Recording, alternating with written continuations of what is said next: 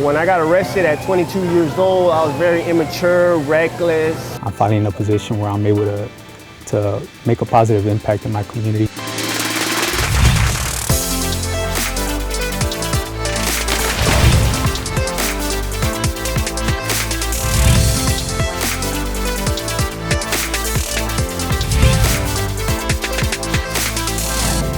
The sky's the limit with this program. I'm your host, Michelle Kane. Have you ever thought about coding behind bars? It is happening. Computer coding behind bars. I am joined by Executive Director of The Last Mile. It's a nonprofit organization from the Bay Area, and this is Kevin McCracken, and he's going to talk a little bit more about coding. It is going on, and quite successfully. Talk about The Last Mile, and how did this come to fruition? Well, it came to fruition because our founder and co-founder, Chris Redlitz and Beverly Parenti, were going into San Quentin teaching entrepreneurship. And Chris one day had a crazy idea, which we now call Chris's crazy ideas in the organization, that we should teach the students in San Quentin how to code. They were venture capitalists investing in technology and thought, why not? And at the time, the manager of PIA, CalPIA at that time, which we are now, CALCTRA, I want to make sure we get that new name out there. CalCTRA. California Correctional Training and Rehabilitation Authority, CalCTRA. We're all about training and rehabilitation. Exactly. Was crazy enough to agree with him. So they figured out a way to bring an internet-like network into San Quentin. And so The Last Mile and CalCTRA became the first coding program in the United States because of that crazy idea. And the idea that really we should be offering better programs, services, and learning to students that are currently incarcerated so that when they come home, they can get jobs that will keep our streets safer by keeping them occupied with real money. Yeah, and we know, 95% of folks leaving, they're going to be leaving prison. 95%, they're going to be your neighbor. So we want them better equipped. We want them with those job skills and with careers, not necessarily just a job. We want them to stay out, stay away from prison. And Exactly. it helps everyone. It really does. It saves taxpayers money. It helps public safety. Right. Well, beyond it, it doesn't just save taxpayers money, it adds to the tax base. There right? you go. They're paying taxes. We're missing billions of dollars of tax base with the number of people we have currently incarcerated in the U.S. In California, although we've reduced our population in our prison system here, it's still very high, right? And so as people do continue to come home, we need to ask ourselves as a community, as a state, as citizens, as voters, what our responsibility is in terms of rehabilitation. And I think if I want a safer neighborhood, which I do, I don't want people coming home and not having anything to do but go back to the same lifestyle. What are we willing to kind of put out in terms of money, resources, et cetera? This isn't about some people getting something and some people not, because California also has an incredible community college system. Yes. So if you want to go to community college and get more education in California, especially in cities like San Francisco, you're lucky enough to be able to do that free of charge. So we're not offering something different. We're offering actually very similar programming to people inside so that when they come home, they can be adjusted to the world they're walking into. We've got men and women in our classrooms in California that have served 20, 30 years in prison. Before computers and iPhones even were out there. So some people don't even know what a mouse is, right? Right. And so giving them the digital skills to understand at least what they're walking into is just a first step. Yeah. So the other thing that we do, and I think we do really well, and we've been partnering with CalCTRA with, especially recently, is preparing people for the employment piece. Yeah. You've got a great program that you're running, and I see the workstation entry to employment in my classrooms, which is amazing, so that people can actually secure jobs before they go home. Which is huge. It's massive. And they're able to do interviews before they go home. So instead of just saying, here's your $200 gate pass money, bye, catch a bus, we're actually making that connection with employers. Well, and the interesting thing, I think, in California, especially in prisons that have proximity to large urban areas like San Quentin, LA County Prison, California Institution for Women, California Institution for Men that are close to Los Angeles, is there's actually interested parties that come in and want to help us teach our students. And so we get a fair amount of volunteers, and we're starting to get more and more even in the facilities that are further out. We've had multiple visits up to Pelican Bay recently. And as we all know that have been involved in corrections for a long time, Pelican Bay is not somewhere that you wanted to go visit. No. And so... But now you do. Yes. It's an amazing transformation there. Well, and the technology that has been built over the last decade that we've been working together has also allowed things like AutoCAD to be in these prisons. Yes. Which is incredible. Which we partner with Autodesk. Exactly. And computer-aided design, Revit, Inventor. People have no idea the good stuff that's going on inside the gates. Exactly. Well, and I think one of the interesting things to me is how creative our students are. When you give people something positive to do and the time to do it, and we have our students in our classrooms a minimum of 30 hours a week. So they're not on the yard, they're not getting into politics in the prison, they're not still affiliated with gangs. What they're doing is actually working towards a greater goal for themselves and oftentimes their families, which I think is, if we can key in that community piece and talk about that and make that relevant to the experience of reentry, I think we've got a winning solution, right? And our recidivism rates prove it. Yeah, let's talk about the recidivism. Recidivism, for folks that, if you're in the prison world, you know what recidivism means, but it's usually returning back to prison, is that big name that folks in the prison system love to use. Mm-hmm. What are your numbers right now? So system-wide, and keeping in mind that we are currently in 8 states, and I believe as of right now have about 23 classrooms total. 8 states. Yep. And started at San Quentin. I was there, ribbon cutting, exactly. 2014. It's wild. Our overall recidivism rate sits a little bit below 5%. And I think the national average it's dropped. It's somewhere, it hovers around 50%. Sometimes goes up a little, sometimes goes down. And we have to understand that that's 600,000 people coming home a year across the United States. So most likely, as you mentioned, people are going to come home. The question is, how are they going to come home? Yeah. Who are they going to be when they leave the facility? Are they going to be the same person that went into prison? Or are they going to be somebody that we want in our community helping, not just themselves, but being an example to the kids in their communities, especially the communities that have high incarceration rates, right? So if we have somebody come home and they're making, on the plus side of $100,000 a year, working for a tech company, or even taking the skills that they learned and applying them in another industry, that's an example for the youth in their communities, their kids, their friends' kids. They'll see this and say, there's other things that are possible other than having to steal for food or do things that are illegal to make ends meet. So they can, and you're saying 100 plus, they can provide for not only themselves, but their families. Exactly. And as we've seen with prisons, it's that revolving door. Mm-hmm. And if they're out having an employable or a meaningful wage, right, that is huge. Well, it changes generational wealth. Yeah. Right. And it's an inspiration to their kids to get an education. One of the things I do want to talk about is the fact that we were able to do this inside a prison facility because of the understanding of technology and having founders that were in the tech industry. They were able to find engineers to work with the IT team at CALCTRA to create this amazing network, right? Which really had never been done before. No, and giving incarcerated coding skills without internet access. Right.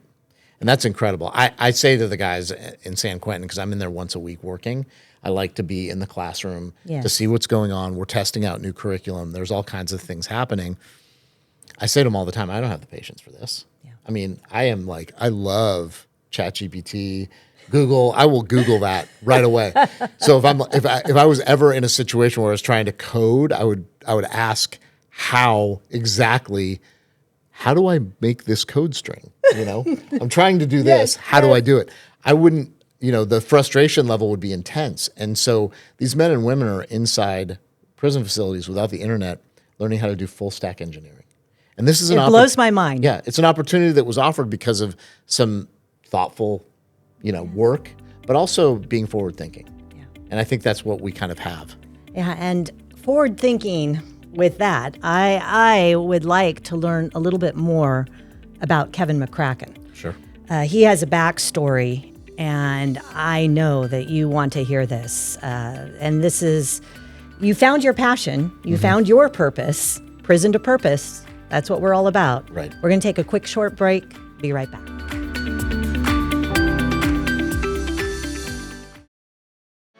This episode of Prison to Purpose, Building Futures Behind Bars proves that no one is defined by their worst mistake. Every day, incarcerated men and women are rebuilding their lives through job training, mentorship, and second chances.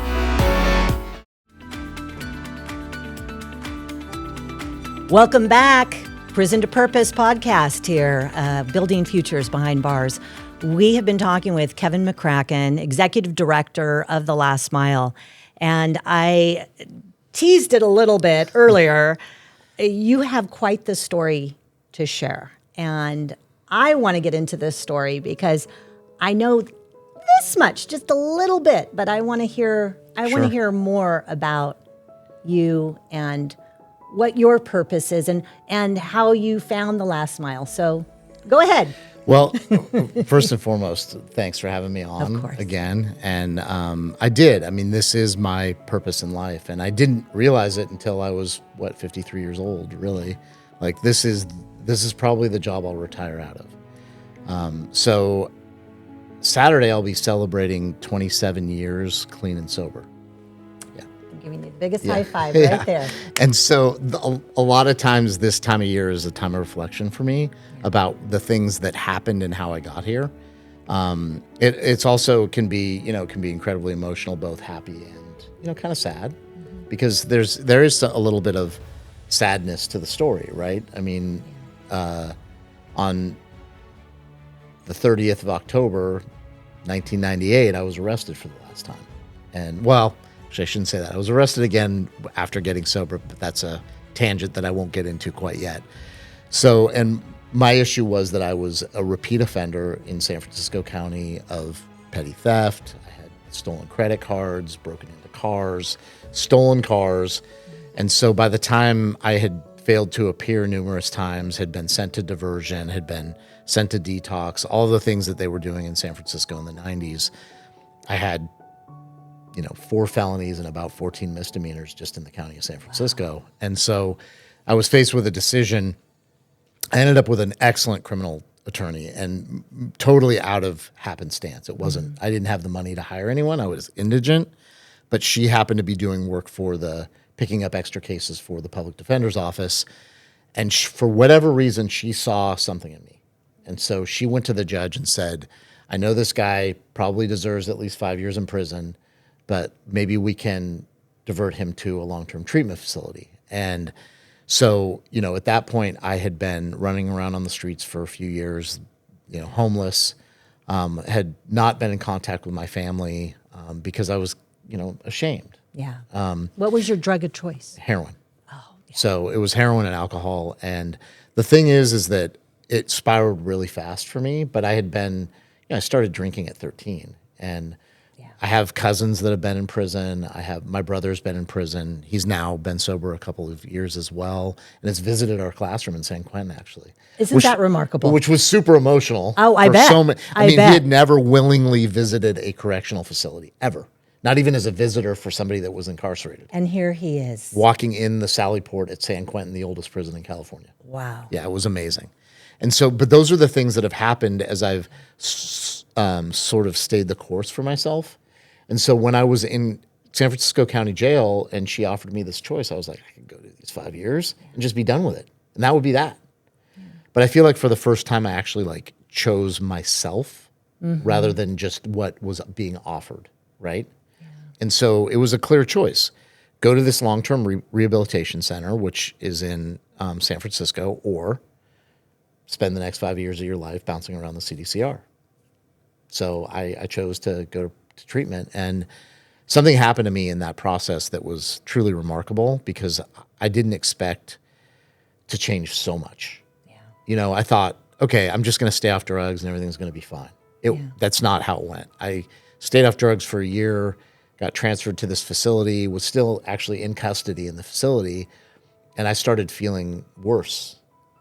But then I had support. So I had people around me saying, okay, you should be seeing a therapist. You should be going to relapse prevention. You should be going to anger management classes. You should be going to 12-step. And so I kind of just took everything that they gave me. And I was like, whatever I have to do to feel better and not use, I'm going to do that. And so I got my first job at about a year and a half sober, and it was at a social enterprise, screen printer. I was one of many people hired with criminal record, formerly homeless, substance use issues. But for whatever reason, again, the guy that was running the business saw something in me. He saw something. Yep. And so I eventually became the manager of that business. We both left. We started a social enterprise in San Francisco that is a very successful promotional products company called Social Imprints. They're still in existence. And when I was working there, we had this client called The Last Mile that used to buy their T-shirts from us. Yeah. So I met They're Chris. pretty cool T-shirts. They're okay. They're okay. They're pretty cool. I met Chris and Beverly at an event at we had a warehouse on Folsom Street, and we were having an event just like, here we are, we're Social Imprints. We have a screen printing shop, and they were there, and they started ordering shirts from us. And we didn't become close until later. I was volunteering at San Quentin and running a program called Prison to Employment Connection, where we were doing basically narrative training, teaching people how to interview. And doing that job readiness piece, doing strengths and interests assessments. And so I held an event with Beverly and Chris, and I was like, I'm really unhappy. I don't want to be at Social Imprints anymore. And they asked me like, oh, what's your dream job? And we went back and forth. And eventually they sent me a contract with a lot of the things on it that I'd said I wanted. And so I went to work for them in 2023. By March they saw something in you. And by March of 2024, I was the executive director, which I hold that position now. And so when I talk about my story, and it sounds sort of like, oh, I've told this a million times. I have. I've been lucky enough to travel around the country and speak about what we're doing, right? Yeah. And so when I say this, it's not about me. Yeah. There's hundreds of thousands of other stories like mine. Yeah. The difference for me is I'm willing to tell it. Yeah. And I'm willing to not be ashamed of who I was. And you should not be ashamed. Because this is who I am today. Because look at what you're doing now. Yep. And so when I say this is the job I'll retire from, it's not because I want to keep anyone else from doing this job. Actually, I want to train my replacement, and I hope that they come from our classrooms. Yeah. So that's my goal. And eventually to not have to need the last mile, because we're treating our kids in a way that they get the education they need early on. Well, what's so inspiring, Kevin, is people see you and you can say, I have been in your shoes, not necessarily your exact shoes, but I know where you're coming from. Right. And that speaks volumes. Mm-hmm. And you know this, we have graduations all across the state, and we honor and recognize incarcerated for doing, a great job at getting their job certifications. But, people can get up there in their suits and talk and, oh, congratulations, way to go, way to go. But until you have somebody who was formerly incarcerated or in your shoes where you were like, okay, I am at my wit's end. I have been homeless. I have been on drugs. I know what you're going through. Yep. And a lot of our students have substance use issues or sold drugs, right? Yeah. So they're very involved in that culture. And I think what I lend to the job in terms of lived experience is at times a real game changer for the last mile, because I can walk the line. I can talk to corrections. Yeah. I don't have an issue talking to a warden or a superintendent or a secretary. I don't have an issue talking to the governor's office. I also don't have an issue going in and telling the men and women in our classrooms, like, trust me when I say this, it can get better. Yes. 100%. I guarantee 100%. I guarantee that if you do this and you believe in this process and you continue to grow, you can change. Yes, and you can find your purpose as well. Exactly. All right, we're going to take a quick break. I'm very excited about our next guest. We're going to bring on Chris Redlitz and Beverly Parenti, co-founders of The Last Mile. They are going to be joining us from the East Coast. They travel the world, just getting this message out, computer coding in prison, and the good work that the men and women all across the nation are doing. So we'll be right back. Stay tuned.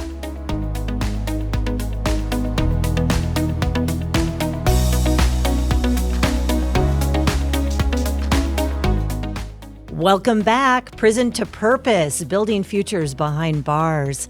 Thank you for joining us for this podcast. We've been talking with Kevin McCracken, Executive Director of The Last Mile. And as we've promised, we are bringing in the big guns. We are bringing in the co-founders of The Last Mile, and that is Chris Redlitz and Beverly Parenti. Thank you so much for joining us today. Thank you for inviting us. Thanks today. for having us. Oh, now talk about how this came about. About 15 years old now, and in 2010, I was asked to do a talk at San Quentin State Prison to a group of men about business and entrepreneurship. My career has been through technology and venture investing, and a friend of mine was doing some mentoring there, and she said, they ask a lot of questions. I don't know what to answer. And there's some guys who have started business plans or created business plans, and they really want someone to talk to. So she convinced me to come to San Quentin one night to speak to this group. I had never been in a prison before, didn't know anybody in prison. And frankly, I didn't think they would understand what I was talking about. But I relented and went in San Quentin one night, and what I witnessed there and what I experienced was something I did not anticipate. And that was a group of men who were very engaged, very informed, very motivated. And I literally did have guys hand me business plans that they had written with their prison pencil. And that struck me so profoundly that I went home that night and told Beverly, who's also we've been business partners for the last 30 years. I said, Beverly, you can't imagine what I saw in San Quentin, and you have to come in. And she wasn't thrilled about the idea of going into prison, but I'm not going to repeat what she actually told me. But she came in about a month later and met some of the guys I met, and we kind of committed that we would help some of them develop their business plans and give them some mentoring with no sort of idea that it would become in the future, a national program, but that's really how it started. And what it is today. And Kevin mentioned, Beverly, about, what did you say? It was Chris's... Crazy idea. Yeah, Chris's crazy idea. What did you think about this? I was waiting for him to come home. He said, I'll only be there for 30 minutes. Don't worry, I'll be back soon. 3 hours later, he walked in the door. I was worried. Yeah.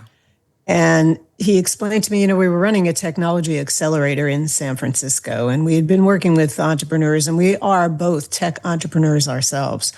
So we spent a lot of time helping people to better themselves, to really push out their careers in technology and starting companies.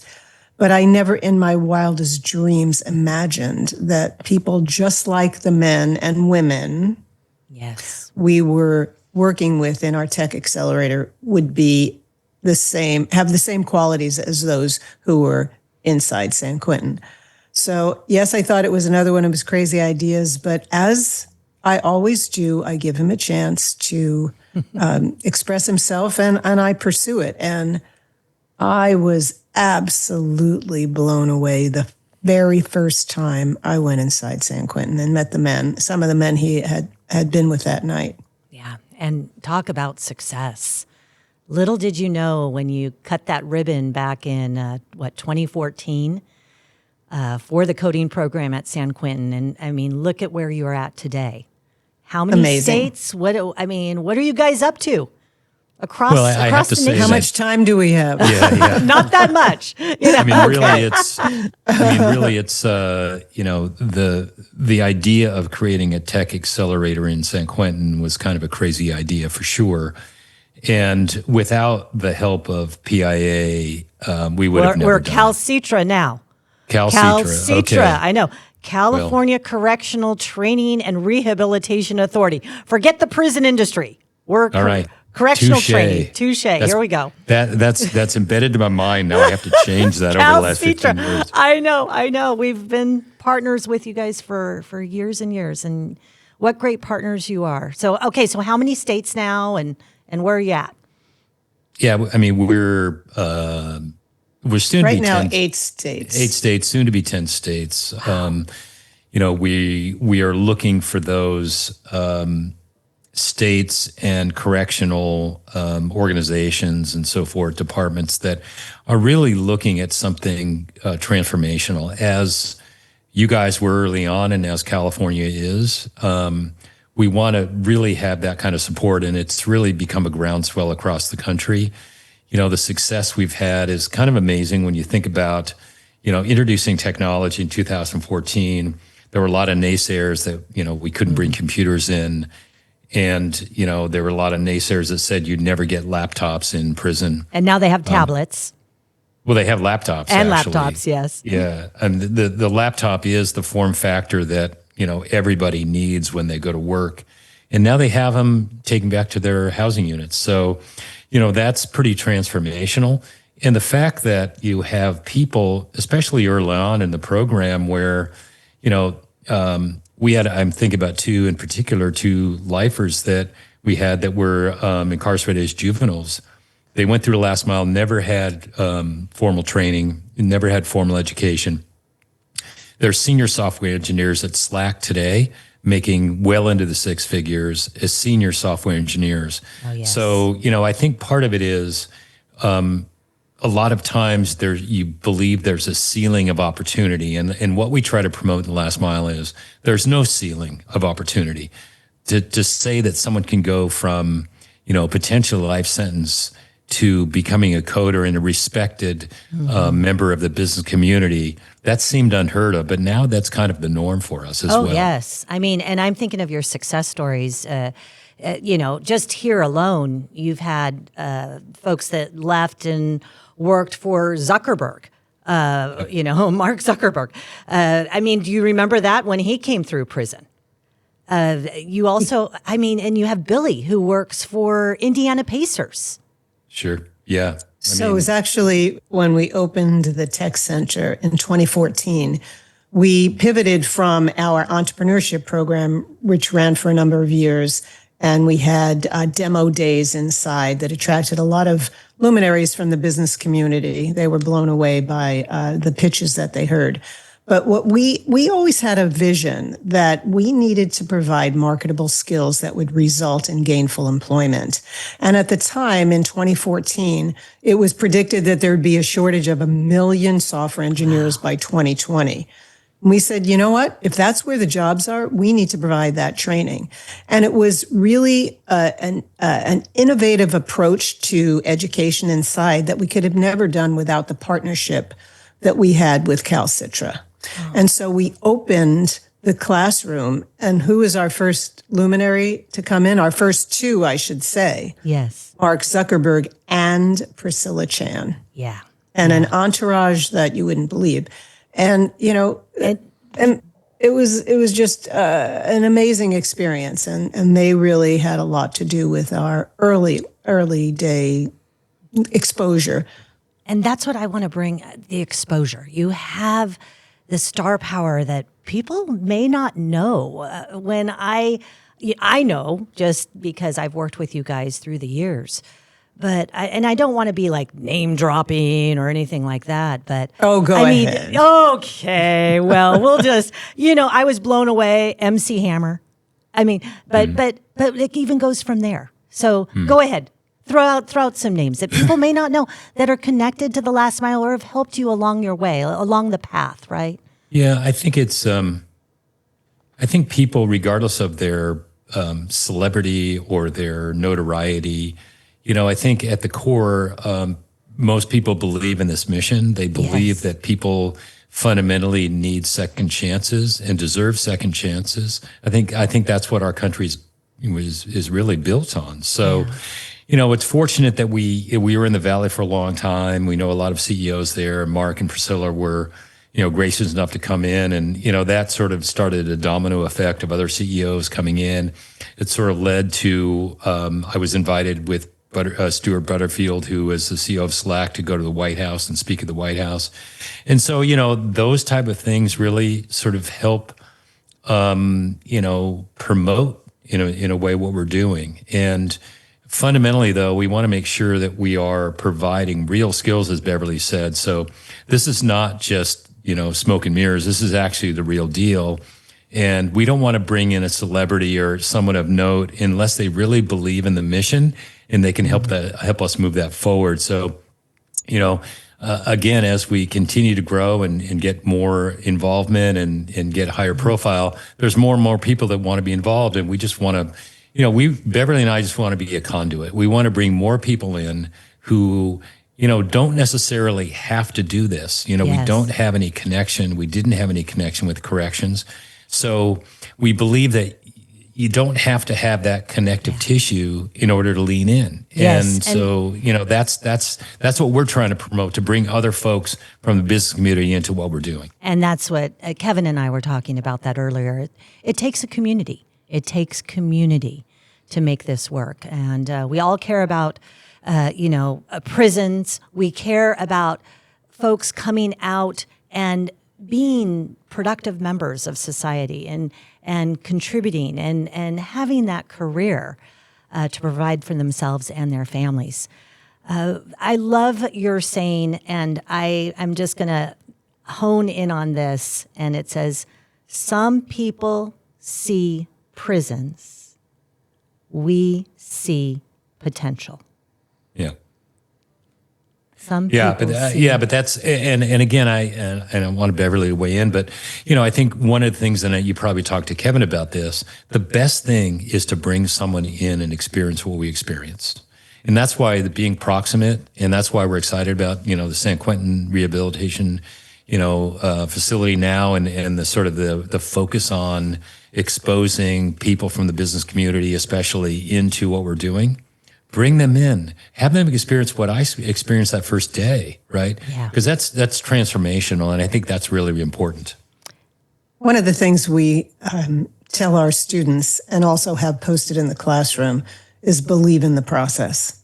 Believe in the process. I've seen that sign so many times. I know. Yes, you probably helped make some of those. Yes. But giving the tools to have the students believe in themselves, believe they can do it because they've been battered down for such a long time. Believe in yourself, have hope for the future. You can't even imagine how they can blossom. They learn, they create their own community inside where, on the yard, everybody's so segregated and they want to keep the peace. And I totally understand why. But in our classrooms, it's integrated. They learn to work together with pair programming, and they do projects together, and they learn to get to know each other, just like they will in the real world when they walk out the gate. Yeah, and they're very successful when they walk out that gate, and they learn to collaborate. And exactly. And it's so important. Who teaches that? Exactly. Right. Well, I'm going to have you guys stick around. We're going to do one more segment. Just stick with us. We're going to take a quick short break and be right back.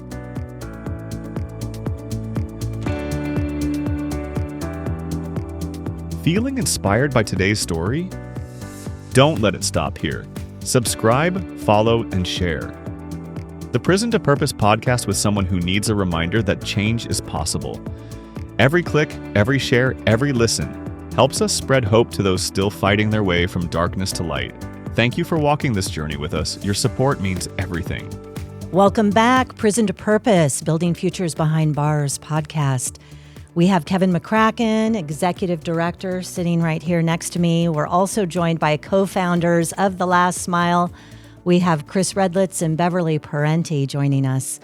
And we're just wrapping this podcast up. I want to hear your purpose, your meaning for doing the great work you do. And Chris, let's go with you first. Sure. Well, it's interesting you say that because my background is really in sort of finance, venture capital, and startups, and the motivation there is to, get a return on investment, right? And that's a capital return on investment. This is really a people return on investment. And, I think a lot of times people seek purpose. This actually, I believe, sort of the stars aligned and it found us because it came in the most unlikely place. And I think you have to keep yourself open to opportunities. And this was an opportunity that sort of presented itself to us. We had to be willing to walk through that door. But, I think it found us at the right time. And, I think that's why it's been successful, because we've really looked at this as a long-term mission. And this is purpose for the rest of our lives, really. This is our lifelong mission. And I think to be able to accomplish something, you have to have a long view. But, I think that's really where it stems from for me. But as always, I'm going to give Beverly the last word. Good for you. Tossing to me. Kudos. Well, one of the things I say and believe is that giving back makes me feel whole. Yeah. And when I met the men at San Quentin we talked about earlier and continue to meet students all over the country and hear their stories, everyone talks about a second chance. There are a lot of people who never had a first chance. Yes. And so I say it's a fair chance. And the other thing that really drives me is that when, we have our mission statement, as you know, and one of the things we focus on is breaking the generational cycle of incarceration and making sure that their children and their families don't follow in their footsteps. And to ensure that, we have a scholarship program for the students' children and alumni at San Quentin, named after one of our former employees. But the children of our students and alumni have an opportunity to apply for a scholarship so they can have go to technical school, they can go to 4-year university, they can go to 2-year, but give them skills to be successful. Yes. So they don't go to prison like their parents did. Yeah. Nicely said. I just want to say thank you to both of you, Chris, Beverly. I'm just in awe of the work you do every day. And Kevin? Yes. Okay. Wrap it up here. I mean, my purpose really hasn't changed since I've been here, which is to find as many of our graduates sustainable career jobs, right? Yes. But more than that, I think what we offer in the classroom, and as I mentioned earlier, I've had the great fortune of going into San Quentin every Tuesday for the last month because we have one of our classroom facilitators out on parental leave. What I've noticed is that it's not just the job itself, it's the feeling of community and the belonging that they get when they're in our classroom. It transcends prison politics. It transcends any former gang affiliations. Mm-hmm. It transcends the worst day of these men and women's lives and becomes something that creates community that they can bring home. And so when we talk about the purpose of what we're doing, we want people to stay in touch with us and be a part of this larger and great kind of gathering of minds when they get home. And so the closer we can keep them, the better. Yes. But also watch them go out and grow in their own communities and create their own community and bring more people in. Because their success is all of our success, right? And the what we're focusing on in terms of industry may change because of changes in how technology is delivered. The core purpose will not, and that is to break the cycle of mass incarceration. Love that. Love that. Again, thank you so much for joining us for this podcast, Prison to Purpose, Building Futures Behind Bars. Remember to follow us. Just like us, share it. We want to spread the word about the good work that's going on inside the prison system. So I want to leave you with this. Remember, hope does not stop behind the gate. Thanks again. We'll see you next time. Thanks for watching this episode of the Prison to Purpose podcast. We hope today's conversation gave you something to think about and maybe even inspired a little change. Don't forget to hit that subscribe button so you never miss future episodes, stories, and powerful conversations that remind us all it's never too late to turn things around.